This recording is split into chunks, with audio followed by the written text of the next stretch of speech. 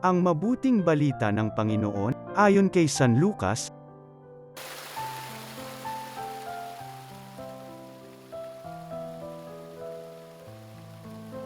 Noong panahong iyon, samantalang isinasalaysay ng mga alagad ni Jesus ang nangyari sa daan, at kung paano nila siyang nakilala ng pagpira-pirasuhin niya ang tinapay, si Jesus ay tumayo sa gitna nila. "Sumainyo ang kapayapaan," sabi niya sa kanila. Ngunit nagulat sila at natakot sapagkat akala nila'y multo ang nasa harapan nila. Kaya't sinabi ni Jesus sa kanila, "Ano't kayo'y nagugulumihanan? Bakit nag-aalinlangan pa kayo? Tingnan ninyo ang aking kamay at paa, ako nga ito. Hipuin ninyo ako at pagmasdan. Ang multo'y walang laman at buto, ngunit ako'y mayroon, tulad ng nakikita ninyo."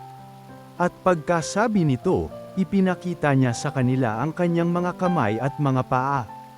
Nang hindi pa rin sila makapaniwala dahil sa malaking galak at pagkamangha, tinanong sila ni Jesus, "May makakain ba riyan?"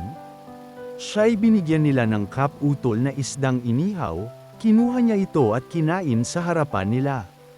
Pagkatapos sinabi sa mga alagad, "Ito ang tinutukoy ko nang sabihin ko sa inyo noong kasama-sama pa ninyo ako.